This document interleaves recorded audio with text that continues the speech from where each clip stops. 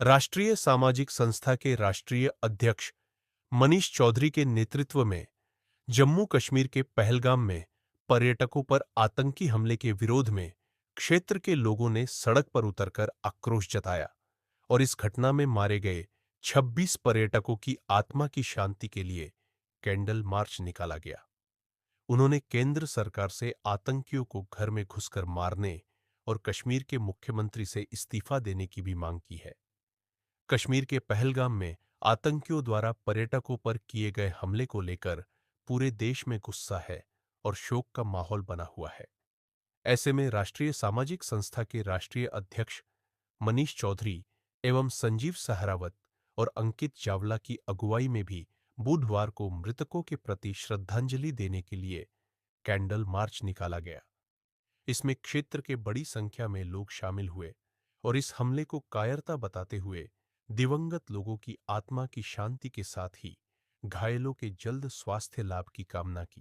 प्रथम तो जो मृतक वहाँ पर हुए हैं उनकी हमारी ओर से श्रद्धांजलि। और बहुत ही अनहोनी घटना है, कहीं ना कहीं सरकारी एजेंसियों की जो है वो चूक है, क्योंकि आप देखते हैं बॉर्डरों पे हमारे सिपाही लगातार ड्यूटी पे तैनात रहते हैं और कहीं ना कहीं रक्षा मंत्री और गृह मंत्रालय विशेष सूचना और विशेष आंखें कश्मीर के ऊपर रखती है। इसके बावजूद भी ऐसा घटना होना बहुत ही शर्मनाक बात है, क्योंकि आप देखते हैं अगर एक जरा सा जुलूस भी या कोई किसी तरह का भी प्रदर्शन कुछ लोग निकालते हैं, उसकी सुरक्षा में भी पुलिस प्रशासन पुलिस पूरी टीम लगा देती है। और ये तो ऐसी जगह जहाँ पर है, वहाँ पर यहाँ के देश के अलग अलग जगह का सैलानी घूमने जाते हैं, तो उनकी सुरक्षा का जिम्मेदारी किसके ऊपर है? वहाँ की सरकारों के ऊपर जिम्मेदारी है।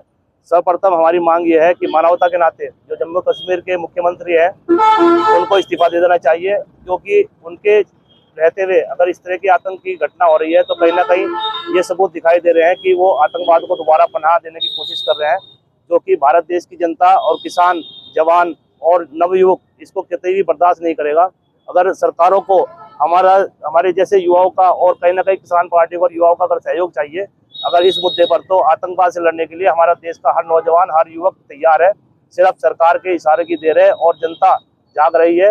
आतंकवादियों को उनकी भाषा में उसी तरह के जवाब देने में अगर यहाँ के पश्चिमी उत्तर प्रदेश के जितने भी क्षेत्र के लोग हैं, सुप्रसिद्ध स्थान के सभी लोग क्षेत्र हैं, अगर सरकारें चाहती हैं तो वहाँ पर बॉर्डरों पर इन लोगों के ग्रुप से तैनाती कर दिया है, ताकि वो आतंकवादियों को ढूंढ ढूंढ कर सरकारों को सौंप सके और सैनिकों से उनका जो कानूनी प्रक्रिया उनकी पूरी कराई जा सके। जिन्होंने 317 हटने के बाद पर्यटक लगातार वहाँ पर जा रहे थे और जब उनको मारा गया तो उन्हें ये कहा गया कि जाओ बता देना मोदी से, तो किस तरह की चुनौती मानते हो सरकार के लिए? देखिए, एक विशेष नाम लेना ये तो एक प्रोपगंडा के तहत भी हो सकता है, कहीं ना कहीं इसकी जांच आवश्यक है, क्योंकि आप देखते हैं कि अगर इस तरह की घटनाएं दोबारा से पीड़ित हो रही है, कहीं ना कहीं जो इस देश की जनता है, भारत की जनता है, उनका विश्वास एक सुरक्षा के प्रति टूटा है। बड़ी मुश्किल से वो कामयाब होने में कुछ शुरू हुआ था, लेकिन फिर ऐसी अगर घटना हो रही है तो ये हमारे देश के लिए बड़ी ही शर्मनाक बात है। हमारे इसमें केंद्रीय मंत्री जितने भी इसमें भाग ले रहे हैं, चाहे वो रक्षा मंत्री हो चाहे वो गृह मंत्रालय हो, कठोर से कठोर इसमें कदम उठाए और एक सर्जिकल स्ट्राइक एक आवश्यकता जरूरी है, चाहे वो पाकिस्तान के अंदर घुस के करनी पड़े। जय हिंद, जय भारत, जय श्री राम। देश में इस तरह की आतंकी घटना अपनी तरफ में फैली है। इससे पहले इस घटना ने जो पुलवामा अटैक हुआ था उसे याद ताजा कर दी। पूरा देश इस दुख की घड़ी में अपनी सेना के साथ हर अवस्था में खड़ा और आतंकवादियों को ये कहना चाहा कि इस चीज़ से मनोबल नहीं देता किसी का, बहुत मजबूत देश है और इसकी सब कड़े शब्दों में हम तो निंदा भी करते हैं। जो भी आदमी इस मामले में हताहत हुए उन सब की श्रद्धांजलि देने के लिए हम सब लोग यहाँ इकट्ठा हुए और उसी के उपलक्ष्य में कैंडल मार्च निकाला। क्या मांग करते हैं? मांग तो सरकार से यही है कि इसकी जांच हो। भाई जम्मू कश्मीर भारत का बहुत अभिन्न अंग है। धारा 370 अब जैसे कि लागू हुई, वहाँ पे ऐसा लग रहा था कि भाई देश में बेहतर वातावरण रहेगा, लेकिन उन्होंने फिर वही पुरानी चीज़ याद ताज़ा करवा दी जो कभी पहले जम्मू कश्मीर में रहता रहा। सरकार से मांग ये है इसकी जांच करें और जो भी इसमें दोषी हैं कड़ी से कड़ी कार्रवाई करें।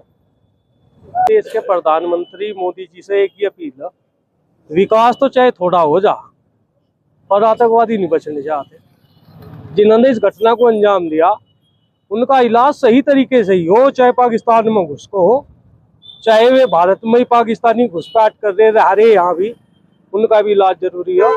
विकास की ऐसी कोई बात नहीं, अगर देश सुरक्षित रहेगा तो विकास अपने आप हो जाएगा। कैडी चुनौती दी गई है, मोदी सरकार को कहा गया है मारने के बाद जाओ बता देना मोदी को। नहीं, मोदी को क्या बताओगे, मोदी तो बड़ा सामान है, अगर अपनी पाओगा तो इलाज कर भी देगा, पर समस्या है पता नहीं हम भी ऐसा मोदी जी भी कुछ करना नहीं चाह रहे, और नहीं तो इलाज कर दे कते बड़ा पाकिस्तान नक्शे से ही मिट जाएगा। जब आतंकवादी, जब पाकिस्तान ही नहीं रहने तो आतंकवाद भी नहीं रहने। मेरा नाम प्रदीप भुइयां, नगर पंचायत बोखरेड़ी। तो बताइए, जो पर्यटकों पर आतंकी हमला किया है, करीब 28 जाने गए हैं, तो क्या कहना चाहोगे? किस तरह से उन पर कार्रवाई करे सरकार और क्या होना चाहिए?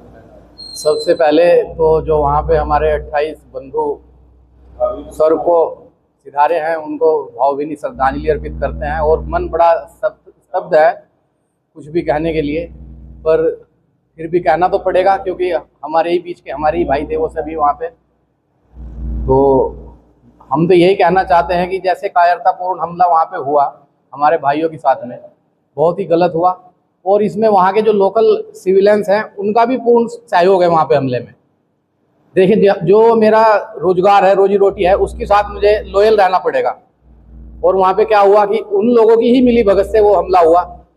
जहाँ तक अभी मीडिया में भी रिपोर्ट आई है कि उसमें कुछ वहाँ के स्थानीय ही लोग हैं जिन्होंने उस हमले को वो वहाँ पे वो दिया अंजाम। तो ये वहाँ के स्थानीय लोगों की बहुत बड़ी वो है कि वो अपनी रोजी रोटी के लिए बिल्कुल भी लॉयल नहीं है। और सरकार से ये निवेदन है कि जैसे ये कायरतापूर्ण हमला हुआ और इस कायरतापूर्ण हमले में जितने भी व्यक्ति हैं उनके साथ भी यही बर्ताव करना चाहिए जो उन्होंने हमारे लोगों के साथ किया। बस इसी के साथ अपने शब्दों को विराम देते हैं। धन्यवाद।